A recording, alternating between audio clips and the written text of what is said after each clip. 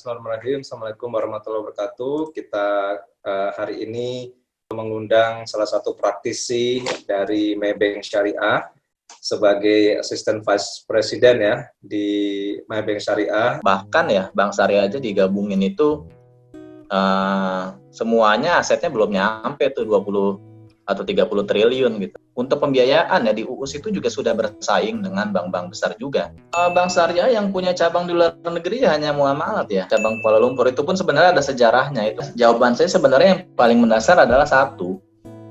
Karena kompetensi utama yang dibutuhkan di banyak posisi Bank Syariah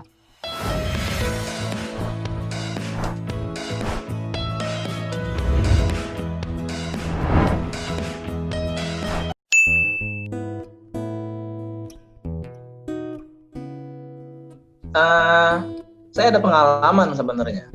Apa yang sih yang teman-teman peroleh di kampus syariah gitu? Karena kan kampus saya kan bukan kampus syariah dan waktu itu belum ada program studi syariah. Gitu. Pun saya waktu itu mata kuliah ekonomi syariah itu waktu zaman kita masih pilihan gitu kan ya.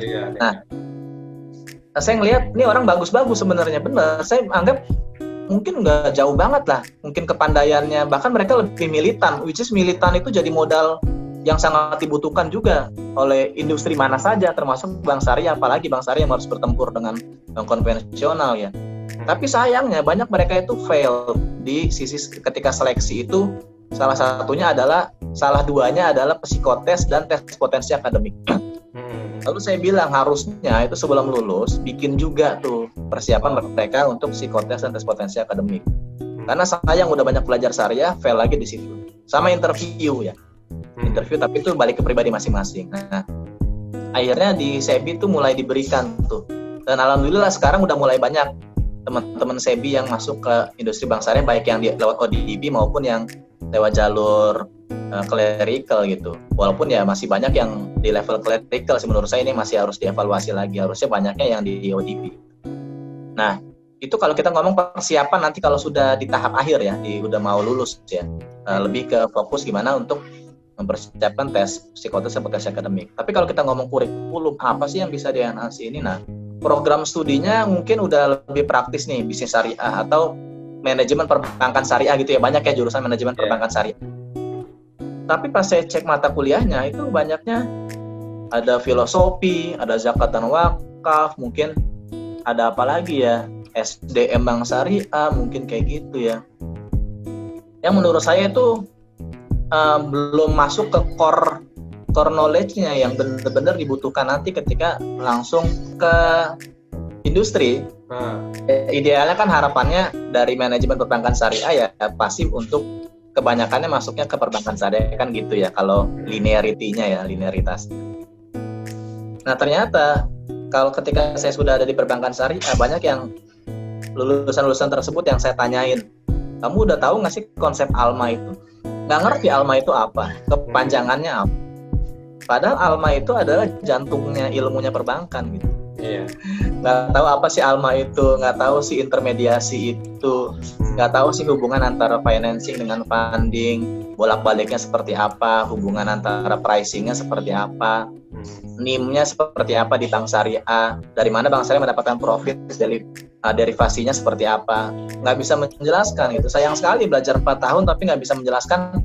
Padahal kalau itu bisa menjelaskan saat interview saja bisa menjelaskan itu, wah itu nilai tambah banget. Terus saya tanya lagi, kamu tahu nggak konsep mudharabah? Tahu. Apa aja rukunnya? Ya rukunnya ada pemilik modal, ya kan ada pengelola usaha, ada modal. Sekarang saya tanya, di tabungan ada nggak akad mudharabah? Ada Pak. Oke, tabungan kamu turun naik nggak saldonya? Ya turun naik Pak. Oke, kalau tabungan kamu saldonya turun naik, jadi berapa nilai modal kamu yang dihitung sama bank syariah? Nggak bisa jawab. Padahal itu simple, saya nggak ngerti itu gimana pengajaran di kampus. Kan itu simple jawabannya adalah dengan melihat saldo rata-rata.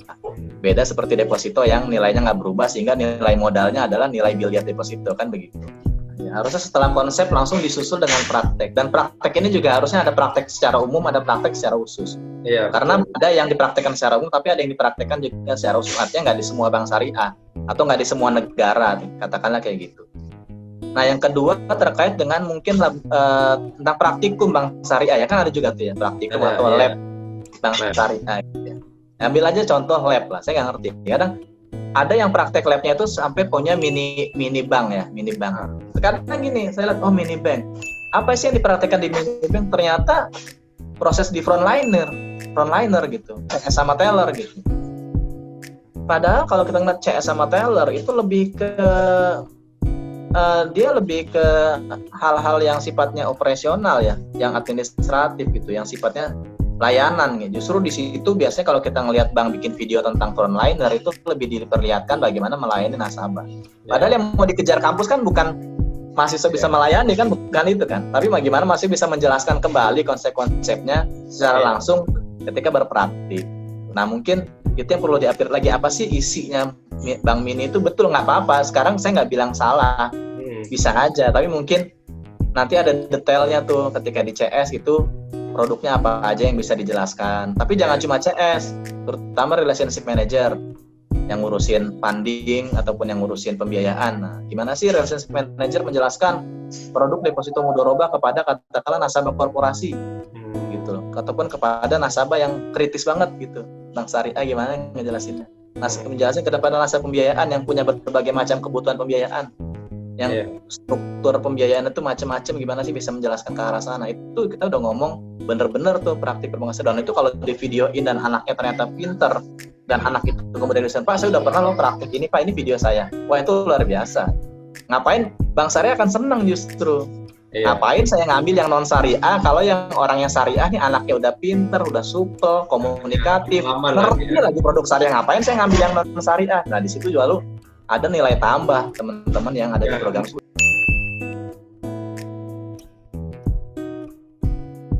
Ya menurut saya lebih justru mereka terjunin aja ya.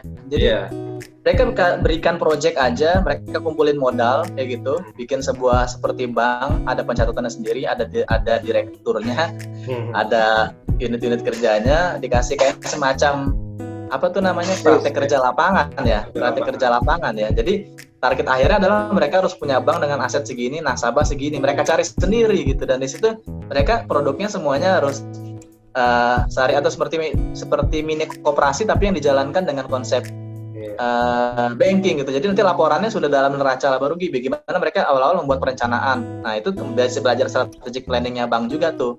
Gimana sih kita mau jadi berapa nih asetnya, mau punya berapa nasabah nih, mau bisnis kita apa aja. Nah itu kan dirumusin bersama. Jadi mereka mindsetnya itu udah bener-bener mindset cara berpikir banking kayak gitu loh, bukan cuma di bagian pelayanan aja atau di bagian penjualan aja. Bersama-sama mereka sebagai satu tim dalam berapa bulan katakanlah kayak gitu, termasuk juga di prakteknya di mini lab-nya itu, nanti hasil akhirnya adalah mereka pelaporan tentang perkembangan usaha dari banknya itu gitu, sampai dilaporkan, sampai akuntansinya bener nggak mereka mencatat untuk akuntansinya, ada yang nasabah yang ngajuin apa bener nggak nanti di laporan akuntansinya, ya gitu. Itu menurut saya sih itu lebih aplikatif ya. Dan satu lagi mungkin menurut saya sih perbanyak magang ya. Ya karena sebenarnya magang dibutuhin karena pertama bank kan kalau dia ngerekrut yang orang dibayar tetap kan mungkin mikir-mikir dulu ya, mikir-mikir nanti selanjutnya ke depannya kepake atau enggak gitu. Kedua kan bank punya kewajiban tuh untuk anggaran SDM-nya, untuk pendidikan juga ya, dari CSR-nya juga bisa dihitung CSR juga gitu.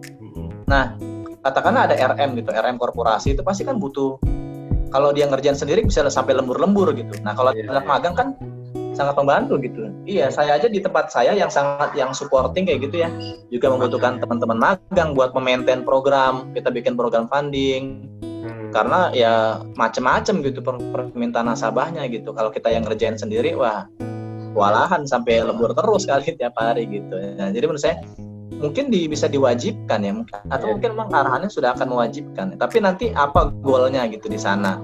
Jangan sampai magangnya cuma nanti disuruh fotokopi doang gitu, sama bikin memo-memo yang ya nggak terlalu penting gitu. Itu aja.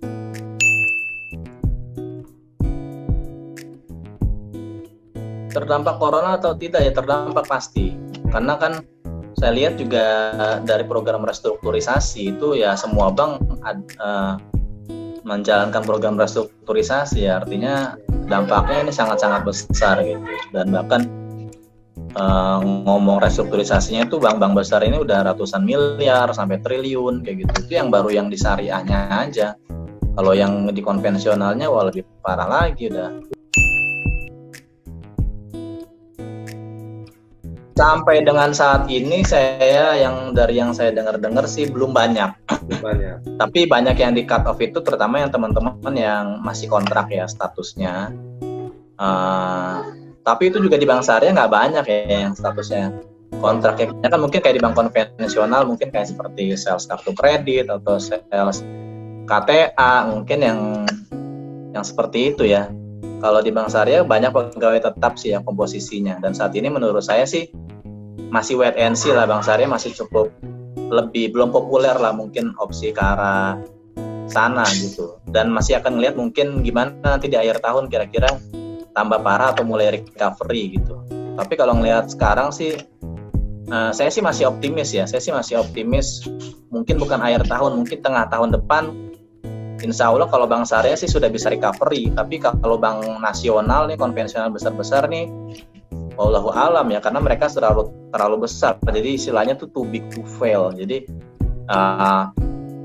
mereka itu udah terlalu besar sehingga ketika jatuh bangunnya juga lebih susah karena udah berat gitu badannya. Jadi kalau bank syariah mungkin ya jatuh-jatuhnya berapa sih, dan itu kan paling dari berapa nasabah gitu ya, masih hitungan jari lah nasabahnya.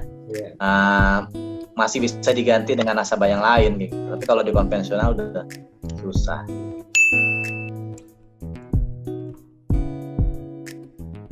Pesan saya cuma harap-harap bersabar deh, karena sepertinya belum ada arah ke sana gitu. Sekarang aja untuk mempertahankan yang udah ada aja sepertinya masih harus ngos-ngosan dulu. Ya mudah-mudahan sih tahun depan lah, tengah tahun depan. Tapi sambil menunggu waktu itu ya tadi yang saya bilang, kalau ada kesempatan magang gitu ya. Tapi magang ini sebenarnya masih ada, cuman karena WFH, karena work from home, jadinya hilang gitu posisi magangnya. Padahal kalau WFO dari kantor itu masih banyak pasti. Nah, teman-teman jangan minder. Oh saya udah lulus kok magang gitu. Jangan kayak gitu. Magang itu bagaimanapun akan meningkatkan nilai jual, apalagi kalau magangnya nggak sebentar. Karena saya lihat banyak yang magangnya itu cuma magang tadi ya, mohon maaf, magang ecek-ecek gitu. Magang cuma sebulan, 2 bulan, akhirnya cuma ditempatin di bagian administratif, terus juga mentornya orang administratif, orang operasional yang nggak dapat banyak akhirnya. Nah, maganglah di tempat-tempat yang ngasih value added gitu loh. Yang apa yang sudah dipelajari di kampus itu bener-bener dilihat gitu prakteknya sehari-harinya gitu bagaimana gitu. Ya kalau sekarang mungkin masih banyak yang WFH, mungkin nanti setelah ada vaksinasi mulai banyak yang WFO lagi. Nah kalau ada kesempatan magang dulu ya ambil saja gitu, 3 bulan atau lebih baik lagi 6 bulan. Menurut saya magang 6 bulan itu akan sangat diperhatikan nanti di CV ya, karena kalau udah di magang insya Allah pasti magang itu bisa jadi yang didapat itu walaupun cuma 6 bulan bisa jadi tuh 50% atau bahkan lebih dari yang udah didapat di kampus 4 tahun gitu.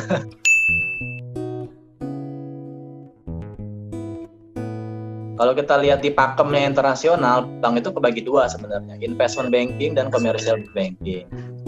Yang ada intermediasi funding lending ini di commercial banking. Sedangkan di investment banking itu menyerap dana-dana memang mereka yang lebih siap dengan risk taker gitu loh, untuk mengambil resiko bahwa duitnya hilang, tapi dengan kompensasi return yang lebih tinggi. Di investment banking itu sekarang sih banyak nasabahnya korporasi, tapi dengan semakin banyaknya high net worth individual ya, ataupun nasabah-nasabah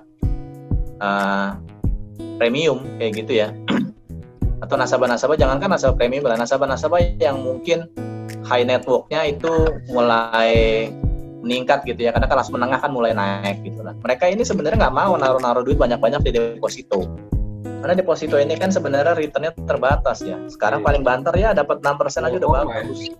Ya, tapi mereka maunya kan, ya mereka maunya ini kan, ya?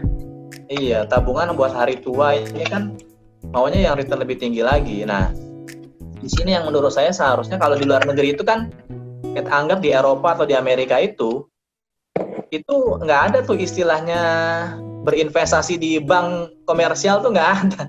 Di bank komersial itu ya naruh duit buat transaksi. Jadi deposito bank komersial itu nggak terlalu menarik lah. mereka naruh duit itu ya di pasar modal, di investment banking, di private equity, di Di luar negeri malah sekuritas. nol itu kadang. Ya, di manajer di manajer investasi ya bunganya bahkan menunjukkan nol gitu kan. Jadi ini harusnya justru idealnya Bank Syariah tadi kebagi dua ya, mana yang mau jadi investment banking, mana yang mau commercial banking, sehingga akad-akad itu bisa diterapkan secara konsisten. Akad mudharabah untuk simpanan ya harusnya hanya ada di investment banking, karena akad mudharabah itu harus siap hilang duitnya, ya kan? Iya. Kalau yang mau nggak mau duitnya hilang ya jangan pakai akad mudharabah, pakainya akad qard atau akad wadiah tadi, dan itu di commercial banking praktiknya. Termasuk juga kayak tadi pembiayaan juga ya kalau di commercial banking jangan pakai mudharabah musyarakah lah, karena nasabahnya juga kalau usahanya naik nggak mau bayar lebih kok. Maunya ya rate-nya kompetitif seperti bank konvensional. Jadi ya rate-rate yang fix gitu, yang sekarang itu diakomodir lewat murabahah atau MMQ kayak gitu ya, dengan akad ijaro gitu, hybrid kontrak kayak gitu ya.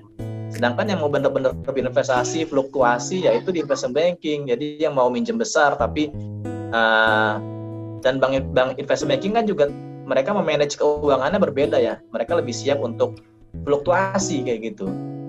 Nah ini yang sayangnya belum ada. Bahkan di luar negeri di Timur Tengah juga belum ada ya. Belum ada ya yang benar-benar pure syariah investment banking gitu. Apalagi di Indonesia ini juga masih abu-abu nih investment bankingnya. Nggak ada investment banking di Indonesia ini, termasuk di konvensional ya. Akhirnya bank komersial memiliki divisi seperti divisi investment banking gitu.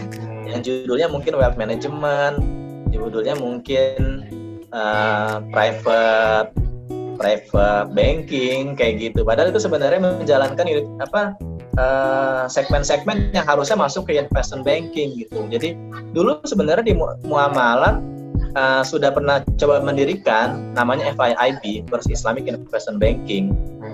Di Jakarta waktu itu jadi anak perusahaannya Bank Muamalat. Jadi itu visioner sekali direktur Bank Muamalat yang asetnya waktu itu bahkan belum 10 triliun. Tapi sayangnya mungkin karena pasarnya belum benar-benar ready, terus juga mungkin lembaganya belum punya orang yang tepat gitu ya, orang investment banker yang tepat untuk nyari peluang-peluang dari luar. Maunya kan dari Malaysia waktu itu ya, dari Malaysia dan Timur Tengah yang siap masuk ke dalam negeri ditampung lewat FIIB, tapi ternyata nggak begitu gitu perjalanannya. Nah, harapan saya sih nanti kalau misalkan bank merger itu jadi, bisa punya anak perusahaan Islamic Investment Banking gitu, karena kebutuhannya ada kok gitu, orang-orangnya ada, nasabahnya ada yang paham, yang mau. Nah, kalau udah jalan seperti itu, ya silakan nanti dari yang sekarang ini masih ngejudge Bank Syariah kurang syariah dan lain-lain, silakan nilai kembali kayak gitu. Karena mereka juga harus ngerti, jangan mereka ngerti konsep syariahnya doang, dengerin ustadz yang ya mungkin belum fokus di syariah tapi udah ngejudge Bank Syariah udah kemana-mana. Nanti kalau udah ngelihat praktek yang lebih ideal mungkin bisa punya pandangan yang berbeda gitu.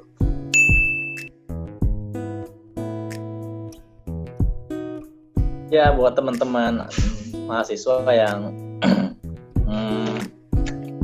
ingin berkarir gitu ya di industri di tengah kondisi seperti ini, pertama pesan saya harap bersabar aja dulu, peluang itu pasti ada, dan yang penting adalah mengupgrade diri gitu. Jangan jadikan sekarang kondisi seperti ini ya udah diem aja gitu, tapi terus perkaya diri, apapun kesempatan yang ada ya ambil deh kayak gitu. Kalau mau bisnis dulu juga nggak apa-apa, kan bukan berarti udah terjun ke bisnis nggak bisa ke industri kan, nanti bisa enak malah ya kalau udah mulai bisnis kayak Mas Bayu ini udah mulai bisnis duluan, lalu ya tinggal sampingan aja lah gitulah, justru yang non bisnisnya nih sampingan aja nih. Jadi mau dapat berapa kayak dari yang non bisnis nih ya terserah, udah lillahi ta'ala aja gitu. Sepertinya ya kalau prediksi saya baru tengah tahun depan ya mulai kembali ada peluang seperti itu, karena sekarang pun bank syariah mulai mandek nih. Bisa dilihat, teman-teman bisa melihat itu dengan melihat gap. Jadi berapa sih gap antara aset dengan pembiayaan? Kalau gapnya semakin besar artinya bisnisnya semakin melambat, artinya banyak duit yang nganggur. Kalau duit yang nganggur berarti ya pertumbuhannya nggak maksimal, walaupun dibilangnya pertumbuhannya lebih tinggi dari tahun sebelumnya, itu artinya tahun sebelumnya lebih nggak maksimal lagi. Nah, itu bisa kelihatan seperti itu. Saya lihat sih banyak yang FDR-nya ya, financing to deposit ratio-nya udah mulai mengendor, artinya ya banyak dananya nggak terlempar kayak gitu. Kalau nggak terlempar ya akan mandek gitu pertumbuhan bisnis, karena income terbesar itu ya masih dari pembiayaan kayak gitu. Nah, mudah-mudahan sih tengah tahun depan mulai bergairah lagi segmen retail, segmen komersil, bisnis kayak gitu mulai bergairah lagi, sehingga mulai ada energi lagi dari industri untuk merekrut. Walaupun ya sebenarnya yang akan pensiun juga banyak sih menurut saya nih. Setelah tahun 2020 ini akan mulai banyak yang pensiun. Karena mereka yang masuk awal-awal di Bank Syariah ini dari tahun 2000-an awal, banyak yang udah mulai masuk usia pensiun di tahun 2020 ini gitu. Jadi mungkin pergantiannya banyak yang dari yang pensiun. Tapi kalau dari yang pensiun ya rekrutmennya mungkin bukan rekrutmen yang open rekrutmen besar-besaran ya, tapi one by one ya. Itu kebanyakan pasti ngambil dari professional hire. Pengalaman ya, yang udah pengalaman. Yang udah pengalaman. Nah itu makanya tadi saya bilang kalau teman-teman mungkin boleh aja silakan pengalaman di luar bank gitu, ataupun pengalaman magang kayak tadi, pasti menurut saya akan jadi nilai tambah juga. Ngapain bank bayar orang yang berpengalaman lebih mahal kalau ada orang-orang yang dengan pengalaman yang lebih kecil tapi memang itu yang dibutuhkan gitu, sesuai dengan kebutuhannya gitu. Jadi ya nggak usah terlalu pesimis lah gitu, masih ada harapan itu.